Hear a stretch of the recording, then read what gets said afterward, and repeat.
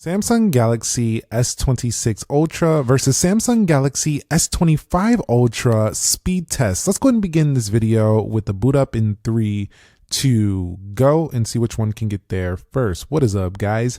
Nick here, helping you to master your technology. And yesterday, we just had an exciting speed test between the S26 Ultra and the 17 Pro Max, with the S26 Ultra coming out the victor in benchmarks, but did lose in a couple of areas. But how does it do versus its last year counterpart? And you can see that it boots up faster. One thing you'll notice is that they did change the camera design. They also kept mostly the same build. It's mostly a similar build. It's just we have now armor aluminum versus titanium. And I can tell you right away, it doesn't really feel that much different, even though it's aluminum. But let me go ahead and let's get on to the biometrics now. Okay, guys, so let's go ahead and quickly look at the speed of unlocking. Now, both of them do have the same in-display fingerprint sensor, so it should unlock just at about the same clip. And you'll see that's exactly what it does. So no changes there, no fingerprint on the side like you'll find on the Z Fold 7. But let's go ahead and take a look at the face unlocks, and they do have that same effect essentially flying in. And the punch hole is actually about the same size as well. As a matter of fact, I think the S26 Ultras looks a little bigger. Yeah, I think that punch hole on S26 Ultra is a little bit bigger. I'm not a fan of that, actually.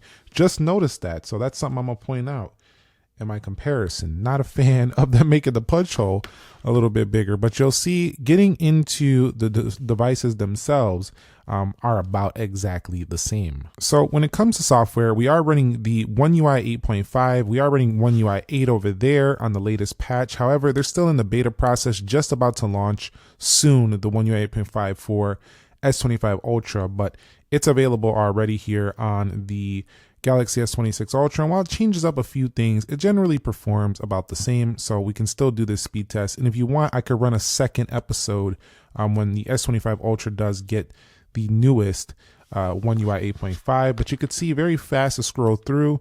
Samsung was already doing that pretty well with One UI 8 last year on the Galaxy S25 Ultra, and it's gotten better with subsequent updates. So overall, very fast, speedy on both phones. And let's get on to the app test. You guys can see every application is closed out for both phones. So I did have to put both phones in a case to avoid rocking on the table. The S25 Ultra has a slight one, doesn't cause a major issue, but this S26 Ultra has a pretty severe rock when placed flat on a table due to the camera island and then reducing the thickness of the phone. So let's go into calendar on both phones, and they launch exactly the same. As we pull down, pretty much the same performance there. We're going to swipe out. We start out with basic apps, so those shouldn't change much. You are going to see some differences in software though, as when we go through these, they kind of change the look there on One UI 8.5. I definitely like the newer look better. We'll swipe up out of there. We'll go into calculator on both, and we moved the S25 Ultra slightly, but you can see essentially same performance there. We'll go into Play Store on both, exactly the same to launch there. We're going to go over here to top charts. And you might already be thinking that before you do this upgrade, you're going to get about the same performance. And so far, you would have been standard correct. But let's see if that remains as we get on. So the S26 Ultra, faster to load the weather application there. When scrolling through, both of them LTPO 1 to 120 hertz displays. Let's go over here to ChatGPT on both, faster on the left by a little bit, and AI should be better performing on the left. You'll see that was about the same for Gemini. We'll go into Copilot on both, and that was a bit faster on the S26 Ultra. We'll go into Groupon, a bit faster on the left. So we're starting to see in some third-party apps a slight launch speed improvement to the S26 Ultra, but it's very, very small. Nothing substantial in the way of speak of. We go right there. That looks pretty good. We'll go ahead and swipe up out of here, and privacy display is off, just so you guys are aware of that.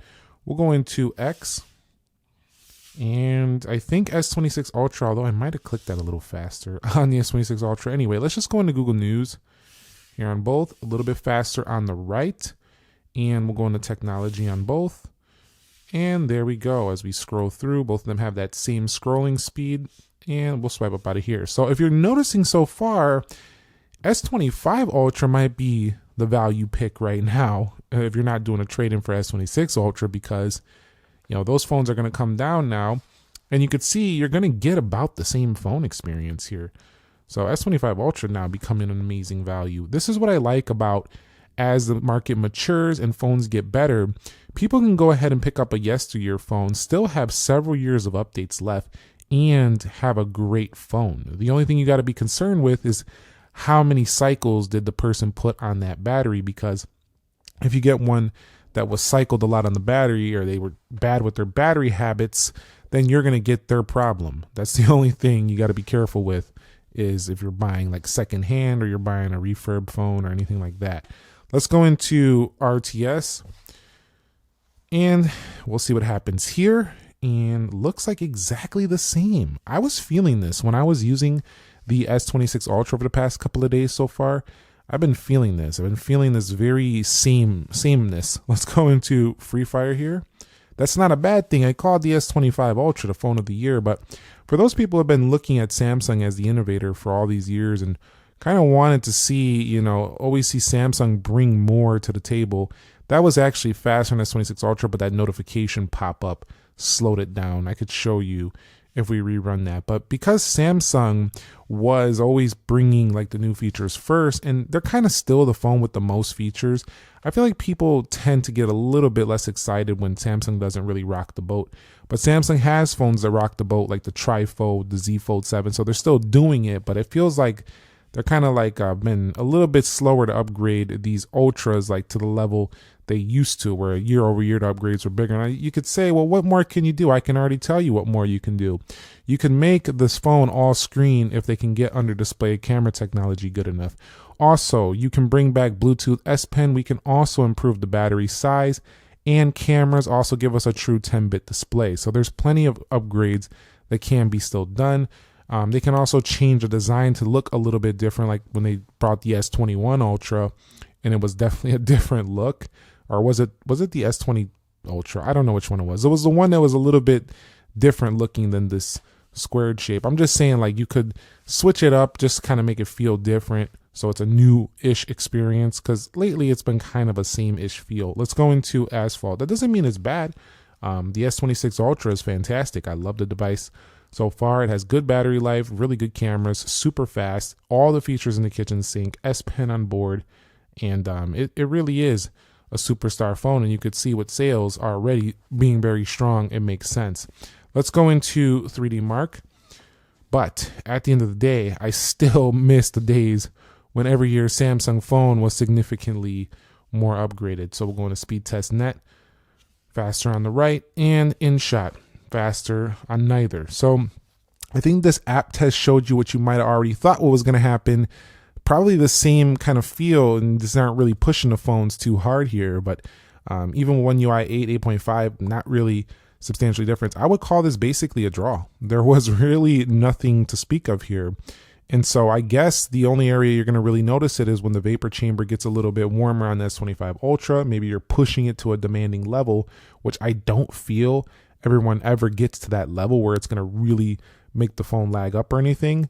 It's just these are just fantastic performers. All right, guys, so let's go ahead and do the RAM management on the Galaxy S26 Ultra, and you could see so far buttery smooth, no substantial issues whatsoever. Also, one of my favorite things about the S26 Ultra has been the case for several years is the versatile multitasking abilities with split screen, pop view windows.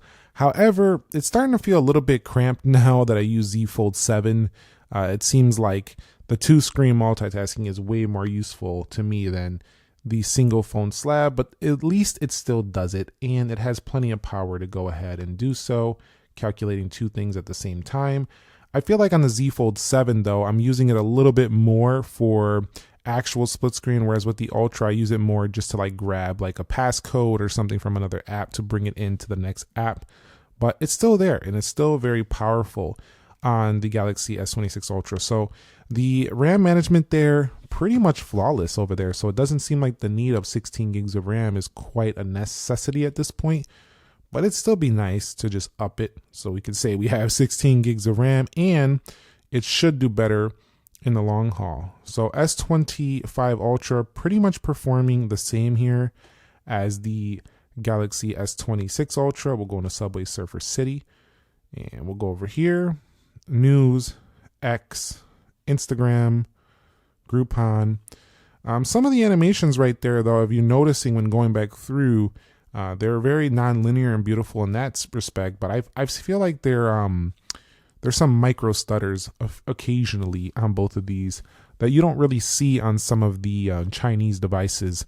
Some of those have a little bit, I would say, more visually fluid animations. I'm thinking like OnePlus, for example. So definitely Samsung could make the animations a little bit more fluid. They're very non-linear and nice and polished, but they could be a little bit more fluid when going back through those apps. And so the Galaxy S26 Ultra Geekbench results are in, and you can see, look at that multi-core score, over 1,000 points better and significantly better on that single core. So again, here we go. We're pushing them to a little bit of their limits here within a benchmark, and that's going to really showcase why the S26 Ultra is definitely the better pick. However, this is so close that in real world you probably won't notice any substantial life change.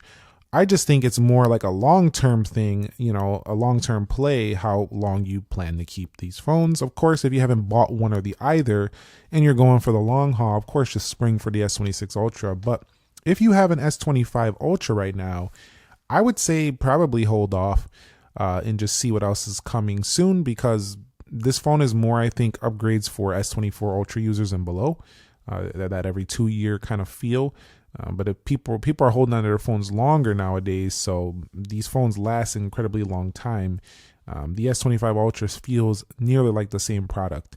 So far, yes, it is slightly less powerful, but S26 Ultra is, for me, more the upgrade over S23, S24 Ultra. So I'll be back when the 3D Mark Wildlife Extreme scores are in, and we'll see how much better, you know, graphic performance we can expect for the S26 Ultra. And so this is such a small difference here. 37.39 FPS. Average frame rate on the S25 Ultra, 34.61. Now, if you look at the overall score, it's only a little bit. If we go down, this score is better than 95% of devices on the market. The S25 Ultra is over a year old, and it's still faster than 95% of phones on the market today. You'll see right here, 96% of devices on the S26 Ultra. So you're not getting the S26 Ultra for just pure performance upgrade. You'll be getting it because you want that privacy display. You'll be getting it because you want the newest AI features, the newest camera, but the same battery size is something. So I think a lot of people going from S25 Ultra to S26 Ultra are really going to be those people who just want that massive trade-in value, and they just like to be on the latest and greatest. It doesn't mean they're necessarily getting it because they expect some massive upgrade in the actual speed. So let's go ahead and see, but I still like to do these. Let me put this phone over here on the same Wi-Fi server here, and that one is pulling in near 1,000 down. So we're on the same over here now, 1,100 on the download. And we'll go ahead and see what we pull on the upload, 4142. Not the fastest. I don't have the fastest uploads speeds in the world, but pretty fast download. But generally, you can see very strong. I always praise the S25 Ultra for having some of the best download, some of the best, you know, network performance. And I don't know what's happening here. That's strange. They are on the same Wi-Fi network. Hold on, let me make sure of that. Yeah, absolutely. Same Wi-Fi network. So I don't know what that's about. On the same server, I'm going to actually run that one more time because I don't think that's an accurate result on that download, but we'll see. And we'll go ahead and run that one more time, and we'll see what happens. Because if you looked at my previous video, hold on, what's going on here? Close that out and open it again. My previous video, the S26 Ultra was giving me like 1,200 on the download. So here we go. Yeah, see, that's what I'm talking about. Little bit of a weird result. Now look at that. It's blowing past the S25 Ultra. Almost 1,300 down. So yeah, that result previously was inaccurate. The S26 Ultra has faster downloads. That's what I thought. So I wanted to make sure of that before people started saying, nah, bro, something's up with that. So let's go ahead and get up out of there. And before we wrap it up, I do want to do a quick camera launch speed. I do have to say, though, that the shutter speed's still not as fast as I would like on these phones. Let me go ahead and pull the S26 Ultra in, and we'll go ahead and do the S25 Ultra, and we'll launch right there, and pretty good. Let's go ahead and close those out. 3, 2, go. Yeah, pretty good. Again, shutter speed not the fastest on either, but still both of them pretty fast to launch cameras overall. So wrapping it up, S25 Ultra, S26 Ultra, you've seen the performance gains are pretty minimal for actual speed in daily use. Also, neither of these phones feel too warm, and while the S26 Ultra has a better vapor chamber, this one was already good in S25 Ultra. I think the upgrade, it really just comes down to you want the privacy display, the new camera design, and that's about it. Mostly, you can get the better chip, you're going to use it long term, or do you want your high trade-in value? Those are the real reasons. Because in speed, S25 Ultra, you could pick one up now. It's a great value. It's a great value last year phone. And S26 Ultra is just the hottest thing on the block right now. So, of course, a lot of people are going to like this. And I also am recommending this one so far as well. It's pretty darn fantastic. But stay tuned for some deeper dive comparisons. We're getting out with the speed tests first. We're going to rock the performance boat first. And then we're going to go ahead and do some of the deeper dives. So be subscribed. Can't wait to see you in the next video. Hopefully you enjoyed this one and have a great rest of your Monday. Nick here. Be sure to be well and peace.